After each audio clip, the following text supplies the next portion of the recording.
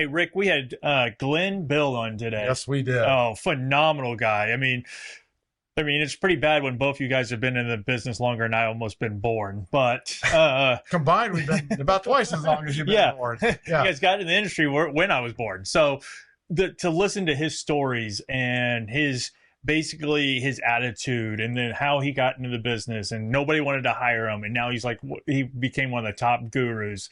It's phenomenal. Yeah. Plus, he wrote a book. He has 2 books. These Yep. are national bestsellers. He's a national speaker. He does a lot, and he's done a lot for the industry, and he was phenomenal. Yep. So definitely, whether you're a seasoned agent, whether you are a new agent, you definitely need to listen to this, and the stuff you'll get out of it is phenomenal. Ian always says that. Yes. And I'm saying it too this time. He is phenomenal. He's definitely worth listening to. You'll gain a tremendous amount by listening.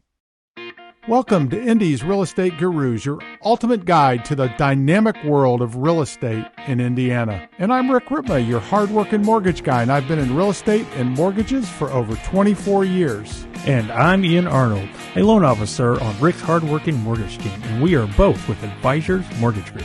Together, we'll empower you with expert advice, market trends, and successful stories from guru realtors and local experts. Whether you're a homeowner, investor, or pro, join us as we navigate the thriving Indy real estate market. Now get ready to unlock the doors of success, one episode at a time. Well, I'm excited today because we got Glenn Bill. Glenn Bill, I don't even know if I can give all the accolades you deserve. Oh, that's nice. Okay. and I was thinking this morning, okay, so when was the very first time I knew of Glenn Bill? Because you've been around a while. Yeah. And I got into real estate in 83, Right. which is a few years ago. Mm-hmm. Been in real estate and mortgages. And I think it was somewhere between then and 1990, but I'm not even positive. Right. It's just amazing what you've done. Well, You're a thank you. best-selling author. You have your own podcast. You're a national speaker. This is exciting to talk with you. Cool. So Well, this is awesome. I'm excited to talk with you guys. Great. So yeah, and Rick, you've certainly been a leader and a influencer and a trendsetter in the mortgage business since I've been around. I got in the business, I believe it was 88 or 89. So we've known each other and been doing this for 35 or 36 years. And every time we see Rick and your team on the other side of our transactions, when we're the listing agent, we know that loan's going to get closed on time, and we always love doing business with you. Yeah, isn't that the key to mortgages, is getting the loan closed on time? Don't talk to me, close it quick. Close it quick. And, Right. and all the other things have to come, but you got to close your loans on time. And Right. you don't give out pre-approval letters unless you actually can do the loan. Right? Exactly. So I appreciate you and what you've done, and I'm ready to have some fun with you guys on the podcast. Yeah. We're excited about it. Cool. And so it's even hard to know where to start with you because you got so much. Let's start with real estate. Sure. So you said in 88. Yes. What drove you into real estate? Right. So,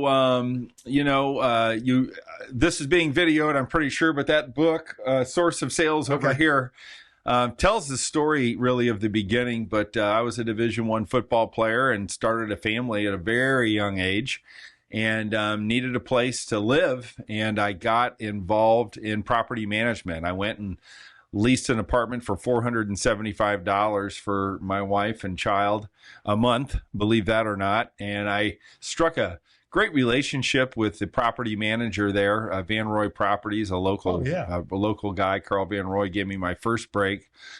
And I was really good at leasing his apartments. He was running about 75, 80% occupancy. I came up with some innovative programs, one of which was $300 of free groceries if you lease an apartment from us. I remember that. Yeah, and the old Bartenbach, the lovely Bartenbach family. I said, hey, I want $300 coupons for groceries, and I think we agreed to pay them $100 for a $300 certificate.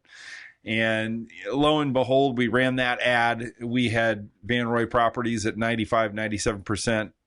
Wow. In no time. And I built in a commission with Carl, and he said, I've never paid a leasing guy this much before. And my property manager said, my God, with what you've done for us in rentals, have you ever thought about selling real estate? And so I went and got my real estate license at 18. And through that, interviewed with Tucker, who wouldn't hire me. My good friend, Dave Wilcox, or is it Scott? No, Wilcox. Yeah, Dave Wilcox. He ran the Tucker office. And I love FC Tucker Company.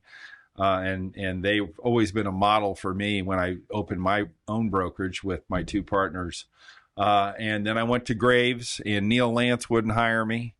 And there's a lot of people out there like, you're 18, you're playing football. At that time, I was going to play football at Butler.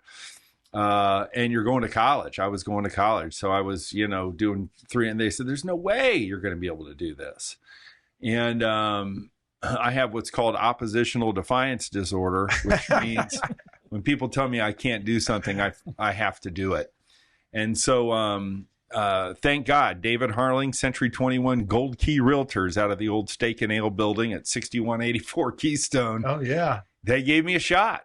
And I quickly became the #1 listing and selling agent before I was even 21 in that office. And awesome. I had some incredible people. Fred Cordepeter was our sales manager, and he really was a mentor to me. And the Golden Girls, never forget them, Betty Gilmer and Irene Goldberg and just some real legendary people, Carla Grant, and they were all the G's. So we had a great camaraderie. It was old school real estate back then. And I figured out real quick that real estate was simple. Find people that want to buy and have them sign a purchase agreement. Find people that want to sell and have them sign a listing agreement. And so, I went through their training program, but in about one day, it took me about one day to figure out what this business was all about. And that's getting ink on purchase agreements and listing agreements. And that's what I talk about in our Source of Sales book and my Source of Sales training that I do all over the country, is that, we're making this business, it's a marketing business. Yeah, it's a social media business. But if you ain't getting signatures, you ain't getting paid. Right. And so no matter how old I get and how innovative this business has gotten, I help agents focus on what's important, and that's people, pens, and paper. And the bottom line is, if I get 10 listings signed and you get 10,000 likes on your Facebook post, but no listings, it doesn't really matter. And so that's how I got started. And I outworked and out-enthused most agents in our market. And I made great friends with a lot of agents over the past 30 years. I think that's one of my secret sauces to selling so much is I love the agents in our area, and I've always tried to give to our fellow agents and be a leader and an influencer for them. And, that's how it all started at Century 21 Gold Key. And then, when I had my first closing, 4926 East 11th, I think it was a 40. Remember it. I think so. Yeah. I think it was a 46.7 property. The commission was around 1,200. And my broker took half of it. And I didn't realize, I was like, oh, you get half of every closing that comes in here. I said, well, I think I need to be you. And so in 2020, when I was 23 years old, another Century 21 broker, Steve Decatur, and Steve Drybread, I think he passed in a plane accident, if I remember. And so Steve was looking for partners, and the great Tim O'Connor, who's at Berkshire Hathaway now. Tim was at Realty World, O'Connor and Associates. So Steve and Tim said, hey, Steve asked Tim to come in. Tim was kind enough to say, we need young blood. And I got the perfect young guy to do this. And Glenn Bill's his name. So Steve, Tim, and I started and I was 23 and they were 10, 15 years older than me, and gave me a shot to be their partner, equal partner in the franchise. I think I got in for no money down, so that worked for me. And we took that franchise that was 16 people and 600 in revenue to I think 170 agents with just shy of 10 million in revenue and 3 offices over the next 17 years. And then we eventually sold it to 2 great people, Mick Sheets and Tracy Hutton. And so they took us in. But, our growth strategy, we had Century 21 Realty Group, John Dick, Kevin Kirkpatrick, and those unbelievable brokers. They were on 82nd Street. We had the Century 21 Sheets Company, who was on West Carmel Drive, and we planted, and Realty Group 1 was number 1 in the nation in Century 21. Sheets was like number 10 in the nation, or 8. And we planted our flag right in between them and grew and competed with them in a friendly way and learned from them. And, eventually Realty Group did their Prudential Berkshire thing. And then Mick and Tracy were good enough to look at us and say, hey, let's, figure out a way to merge and get this done. And they ended up buying us, I think it was 15 years ago. And I stayed on with them for several years, 10 years. And then my next adventure right now is the company called EXP. And when I joined EXP, we had 18,000 agents nationwide. And I've been an influencer and a grower with them and their top people. And, we're now right at 90,000 agents across America. And real excited about helping them grow and doing what we do and helping agents become owners in their business. So that's about as quick as I can tell you the history, but that's how it started. That's where I went, and that's where I am now. That was 30 years in like 7 minutes. There we go. Not too bad. Right. So I got a good question. Sure. For you. So nowadays, a realtor gets into the business. Yes. You got internet. You got a lot of times people get in it older, so your friends are possibly buying houses and stuff like that. Right. At 18, your friends are not buying houses. You don't have internet. Right. How did you? Yeah, we didn't have internet back then. Right. Thank God. If we had internet, it might have hurted me. Right. So what did you do to become the top agent like you were? Yeah. So, I was, it was real easy. I do this with all my trainings. I saw these signs called FSBOs, and you know what FSBOs are? For sale by owner. That is incorrect. I looked at them and I called it's the fastest source of business opportunity. Wow. And so I was broke with a child and a wife and a hungry stomach. And so I went and visited every for sale by owner in Indianapolis, and I created a listing program around those people.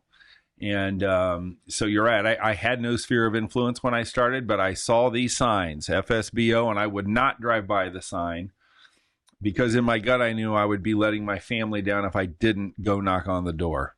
And so I was a huge for sale by owner and expired guy. I have a huge family, so that didn't hurt me. And I had a lot of people go, how in the world's he doing what he did? So I do have to say that, coming from a large Catholic family, I certainly got uncles, aunts, cousins, and a lot of their business too. So I got to, thank them for that. But I also at a young age started coaching football. And I coached for Bishop Chatard High School, and I coached there for 25 years. And over 25 years, I was a part of 13 state championship programs. That's it? That's all. And that community and those families, when again, this gets into this theme of value. What are you giving to your customer on behalf of your customer before you ask them for business? Well, when you coach at a varsity level with 100 kids in the program, that's 100 families you're directly affecting. And so, the Chatard community and the Chatard football community certainly helped me step up my game through business. But, community involvement. So by owners, expireds, big Catholic family, and then community involvement. I was always involved with the Knights of Columbus, always raising money. And really active in trying to help other people. And that was my secret sauce when I was completely young. And I had a great attitude and a lot of enthusiasm. So people were like, I can tell you don't know what the hell you're doing, but you love my home. You're fun to be around. And this is the type of energy we need out of the agent that's going to walk us through it. And then, after you succeed for a few years, the sales are your resume. Yeah. And so, all you new agents out there, the bottom line is you got to get a few deals underneath your belt, and people will start noticing you. So great question, though. Thank you. Did you play at Chittard? I did. I played, and I actually played on 2 state championship teams in '83 and '84. So went to Ball State to play football, and then, like I said, exited early because we started a family very early, and everything worked out. Yeah. Well, I think it might have something to do with your attitude. Yeah, probably. I don't know. Yeah. I'm just guessing out there. Just throwing that out as a possibility. Sure. So for real estate, you've been phenomenally successful at. Thank you. And you've chosen to be at EXP. And I'm guessing there's a reason you chose to be at EXP. Sure. So why EXP? So, I love all the brokers here in town. I love the traditional model. There's a place for everyone, right? And what I found for me after 30 years is that the brand wasn't, helping me make money. The brand was not helping me build profitability. And I believe that certainly for newer agents, there's an argument to be made that, the brand is important, the brand is needed, and that active broker and sales manager traditional brokerage setup, is a winning combination for a lot of people. So, but for me, I'd kind of done it all. And I had always felt in my heart that agent-owned brokerage is the future of real estate. And EXP, every agent that joins EXP receives stock and is an owner. And so philosophically, I said, I love the idea that this is a company made for agents, owned by agents, that is what we call agent centric. We call it agent obsessed. And so the model for me, because number one, I could become an owner in the company and be an owner again. That's awesome. Number two, there's financial rewards for production. You actually get stock for producing a certain amount of production. Your whole desk fee back. So, desk fees at EXP are $16,000. If you become an icon, they give you actually $16,000, your whole desk fee back in stock. And then they actually help you and pay and give you financial incentive through our revenue share program to build the company. And so, at our old brokerages, I would bring in 10, 15 agents, and you may get a water bottle. You may get a $100 check, a $500 check. So, and I was fine doing that, but to create a revenue share that lasts, that is, I can give it to my kids, that lasts for the rest of my career, that allows me to build an organization from California to Maine. I have agents in California. I have agents in Maine. I have agents in Florida. I have agents in Kansas and in Lafayette and everywhere. It opened it up. I wasn't stuck in central Indiana trying to understand and generate cash flow in central Indiana. And so, what I think was one of the most exciting things for me was helping EXP grow and getting paid for it year after year. And with compressed commissions, with commission fees and all the competition that's out there, agents are looking for ways to increase profitability. And certainly through high production is a great way to do it. Through revenue share is a great way to do it. And then there's other ways to generate and receive stock through EXP that nobody's matching. There's a lot of copycat companies coming out trying to do and say the same thing, but I just think we're light years ahead in terms. We're an 11, 12, 13-year-old company. And I think, our capital investment in what we've done is unmatched, and it's just going to be tough for people to match. So, it is the disruptor in real estate. It's very misunderstood. There are some of the greatest entrepreneurial thinkers and agent-centric brokers are at EXP. We're landing some of the largest teams and agents in the nation because they understand the model much more than a lot of people. So it's really traditional brokerage versus the disruptor. We are a tech company. We're on the NASDAQ EXPI. And we don't have any bricks and sticks. I mean, our offices are in the cloud. Now, people do office. People have EXP offices, but that's not really the thing. We always like to walk through the example. Like, how many cars does Uber own? Yeah, none. None. And how many movie theaters does Netflix own? None. None. And how many retail stores does Amazon own? None. None.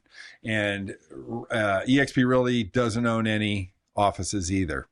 And so when you look at 1990, 2000, 2010, when you look at the companies that are dominating in America, they're tech-focused companies. They are no bricks and sticks. And I believe that, that is the vision. So when you cut out all of the expense, and agents, it's funny, agents don't realize what they pay for. They go, yeah, well, I got a gorgeous office. And I'm like, well, how much are you paying your broker? Right. And it's $40,000. I'm like, you're paying for the office. Right. And so, again, some people need it and I don't begrudge them for it. I didn't need it. Right. And I always thought, if I can keep that 40,000 or earn that back over 10 years, that's, $500,000. Yeah.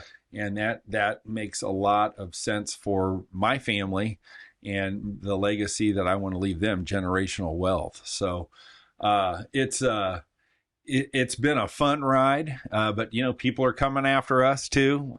We got Real Brokerage is a copycat brokerage, and they're awesome, and they got great agents. So nothing's really changed in this business. Everybody's going after everybody, and everybody's innovating and trying new things. But I do feel fortunate for the people that have been in my past in real estate, who I've mentioned.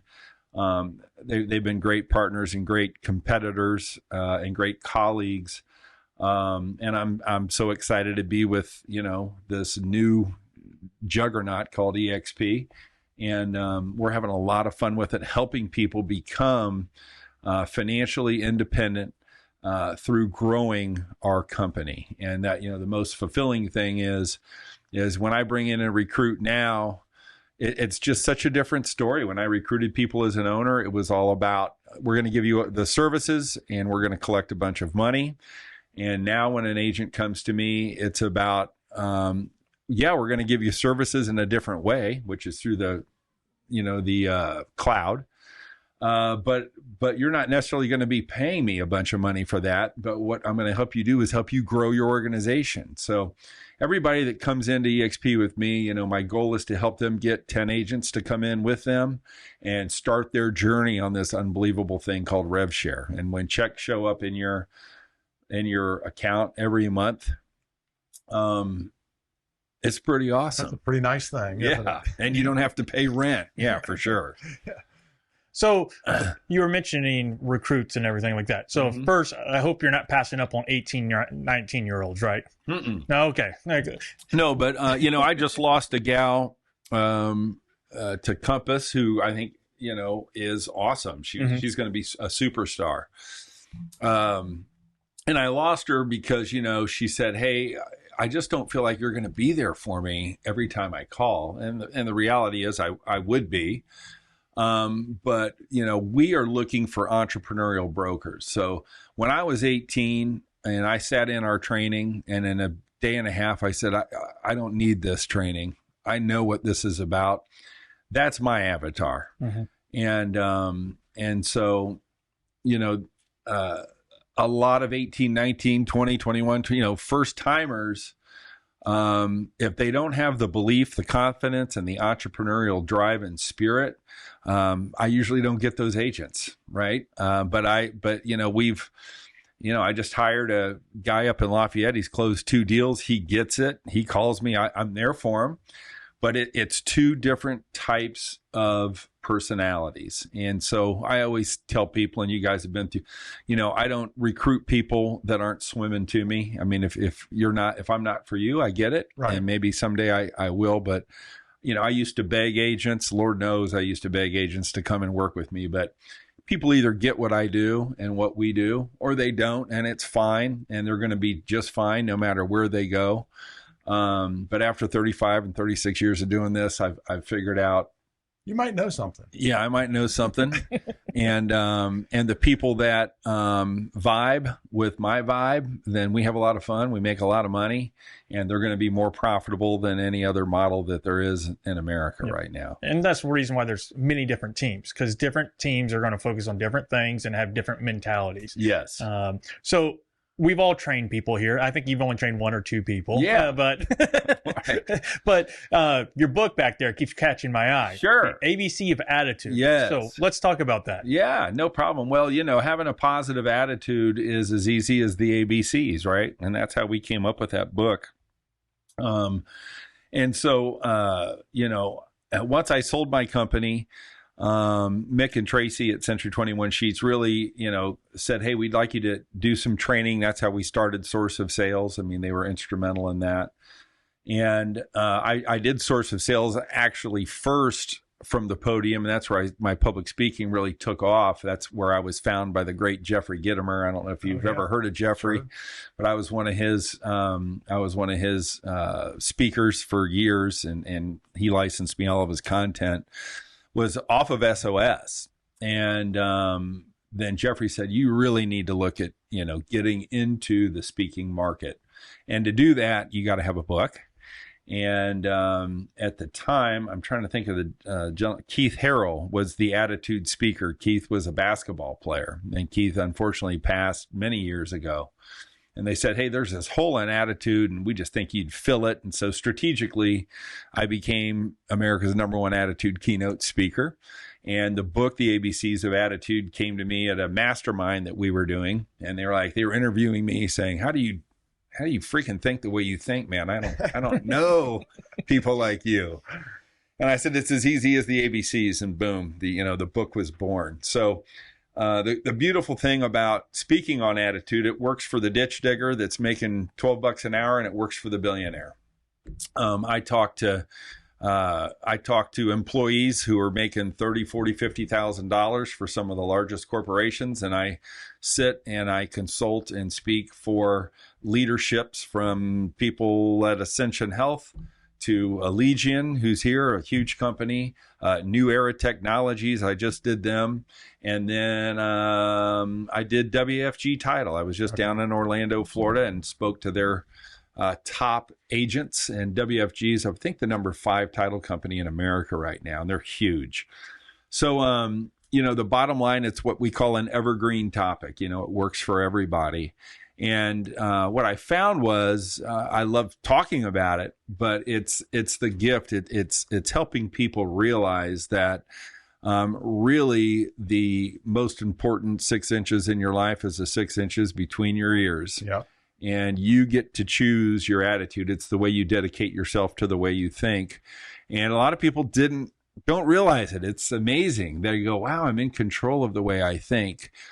So helping people understand how to turn their adversities into opportunities, helping people understand how to turn depression, not that I'm a psychologist, into a new vision.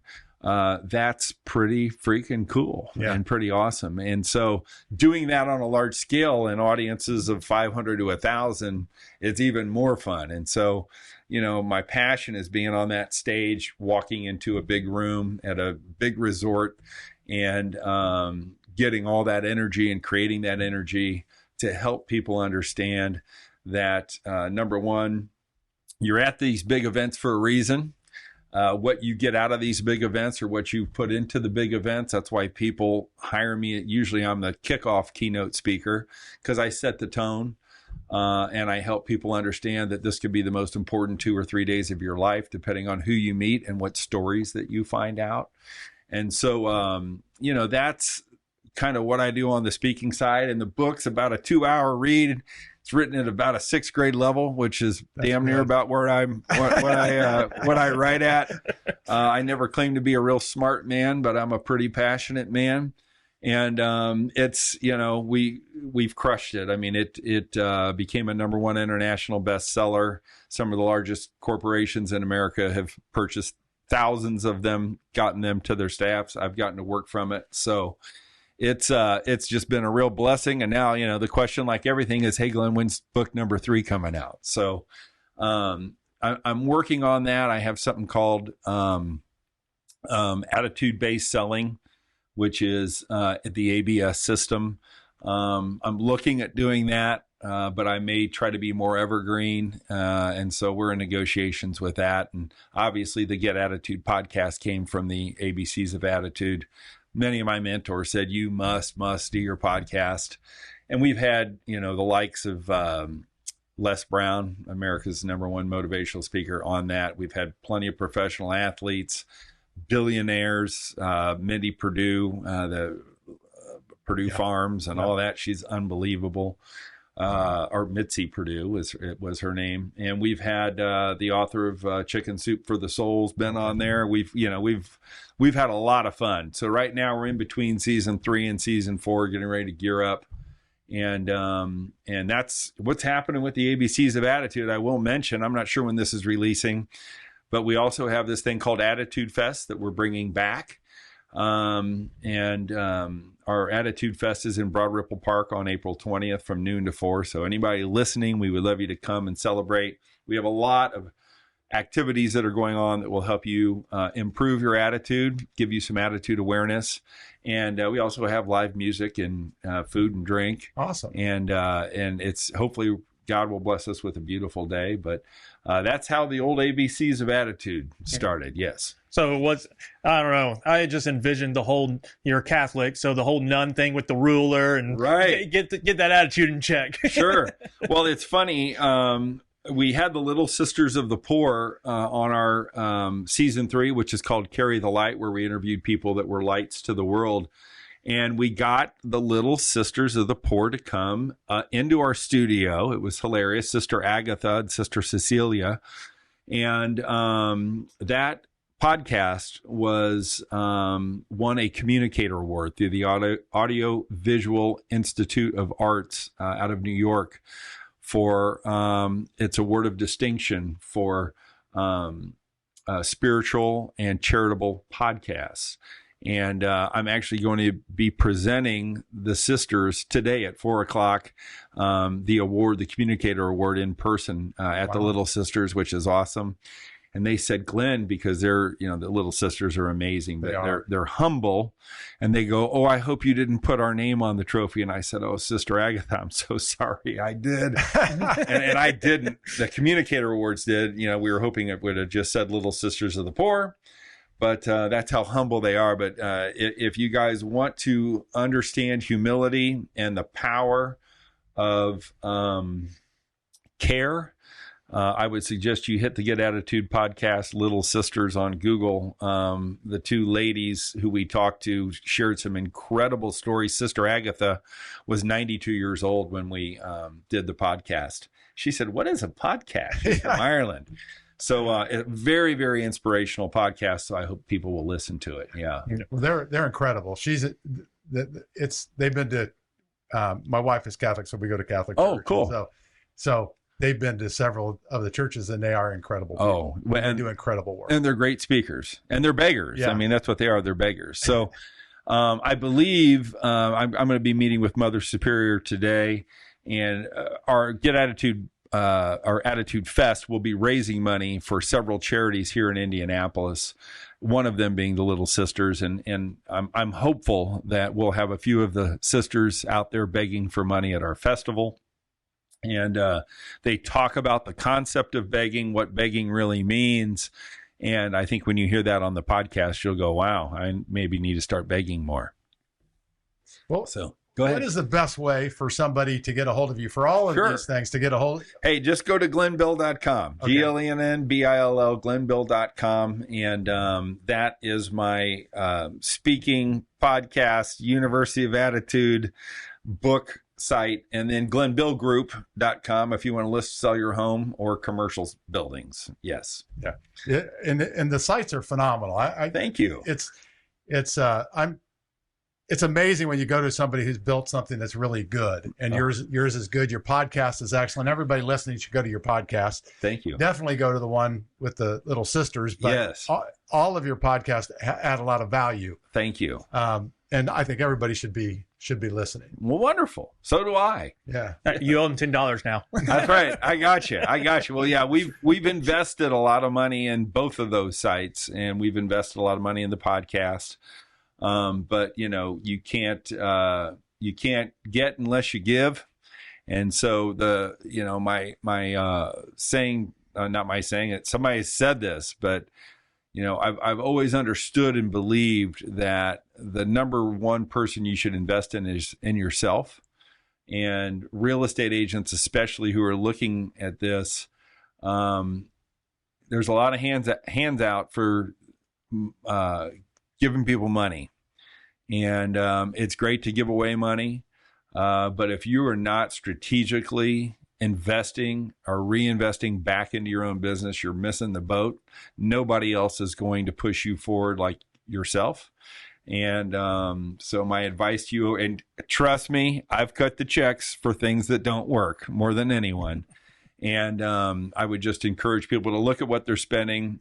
Is it a direct, relation to what you're doing? And, Rick, as we talked about, what I do with attitude and speaking and the book business and the training, it's all a vertical to my real estate business. So much of my real estate business has come from the other verticals that I create. I mean, I build homes, I develop, I do flips, I own investment property.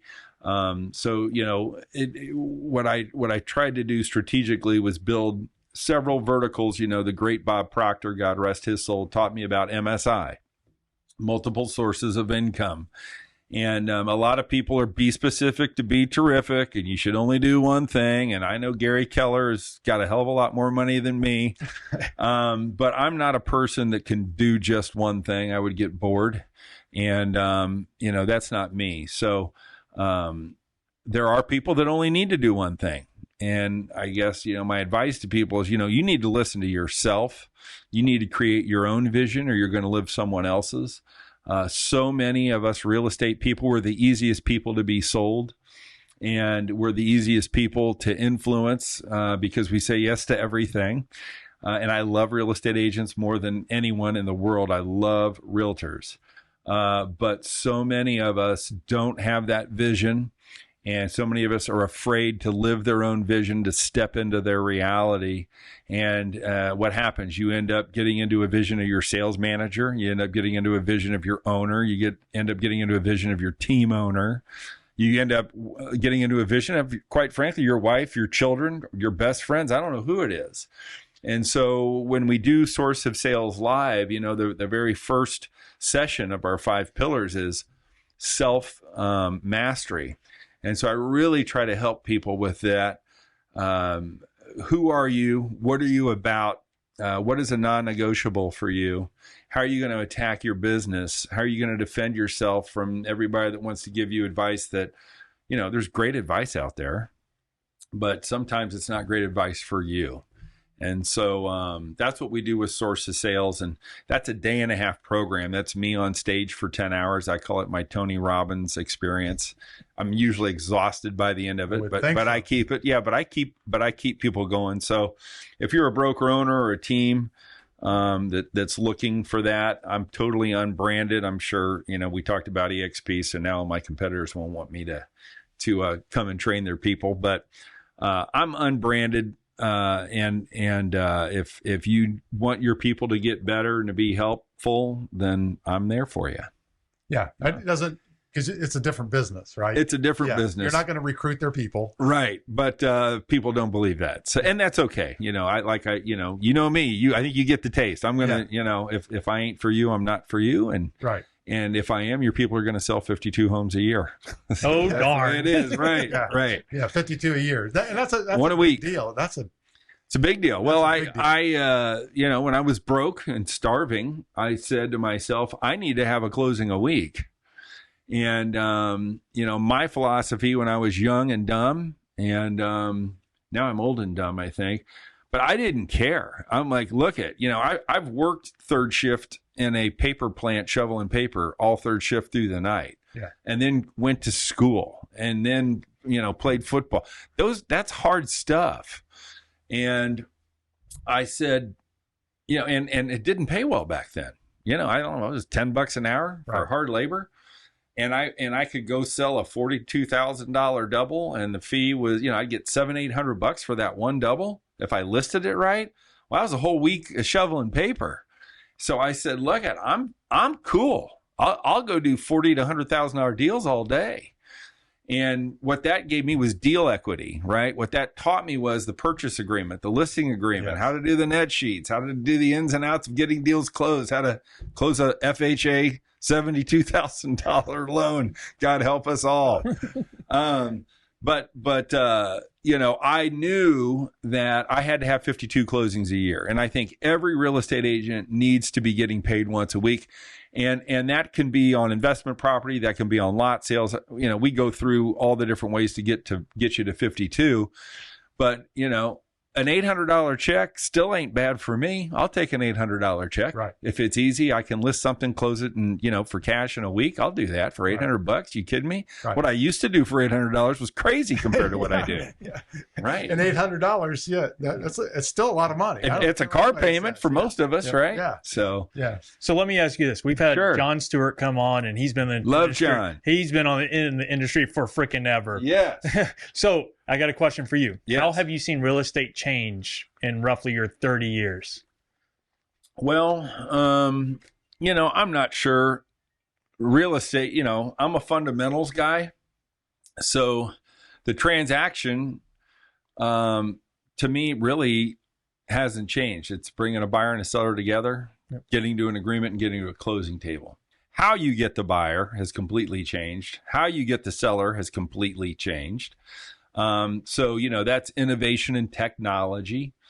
But as I tell people, if you're an idiot and you have the best social media and then you have to sit down with a buyer and a seller and you don't know what to say or how to talk to them because all you focus on is marketing and tech, then they're not going to list with you. An agent that knows how to connect, that knows how to deliver value, that has no Facebook followers, is probably going to beat you, because I know this: people want to do business with people they like. Right. All things being equal, people want to do business with people they like, and all things being unequal, people want to do business with people they like. And so, certainly innovation in tech has changed our business. But the art of the sale, and I think that's why we've lasted today, has not changed. So to answer your question, the business has drastically changed going up to the face-to-face listing appointment, right? Mm-hmm. Drastically changed. But the face-to-face listing appointment hasn't drastically changed, right? It's still delivering value, investigating the person, understanding their needs, and closing them on your service. The customer, has the customer changed? Yeah, the customer probably knows more now than ever. Customers exposed to more now than ever. However, that's kind of made our job easier. Yep. And then it gets down to, okay, well, who's the broker that understands me and what's really going on with me? And so again, in Source of Sales, we talk about setting the table with the seller, setting the table with the buyer, creating the expectations, and giving them their vision. So not only do agents need a vision, they need to give the seller the vision. They need to give the buyer the vision. We call it, what do I call that? Something casting, future casting. The agents that understand how to future cast and give certainty of significance to their customers, they're always going to win, because certainty and significance are everybody's their most important emotional need is love and connection. So if you got love and connection, certainty and significance, you're going to be an agent that gets chosen every single time. That goes for any type of sale. Yep. Any type of sale. There is no question. Which is interesting, because John said roughly the same thing. But he said, but the one thing I do appreciate is we don't have to get the MLS book, take photocopies, and then send pictures. and we don't have to go pick up keys. Yeah. So, I love John Stewart. John and I have done many deals together. And John, if you're listening, me and him have a date to drink wine on my front porch in Broad Ripple. So Johnny, call me, or I'll call you right after this. There you go. Yes. Yeah, it's interesting because to back up what you said, not that it really needs it, we've talked to a bunch of top agents in Indianapolis. Sure. Right? Yeah. And what we have found is there are a bunch of them that have done extremely well because they have social media and they do everything on social media. And then the other group has done extremely well and they don't have any social media. Right. Yeah. So it's all in what you said. You pick out what you do and you go do that. But if you could have great social media, but if you can't meet with a customer, right. Yeah. where are you at? Yeah, that's exactly. And I'd like to think that I have both. We work hard to do well in social. I mean, I'm not saying social media isn't necessary. It is.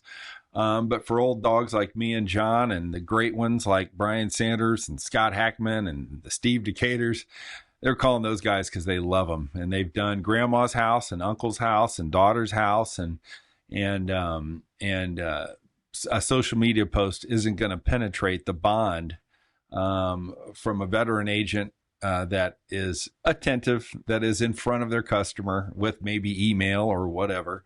And, Attitude Fest, why do I do Attitude Fest? Well, this is my, client appreciation event, one of them. And so everybody that, has used me is going to be there. They're all going to see the great things we're doing. I'm going to hand away prizes only to our customers. And, it's the events make a difference. And so I'm a big event guy. I love doing events. When is that again? April 20th. Yeah. So it's right around the corner, Broad Ripple Park, noon to 4. So we'd love to see both of you guys there.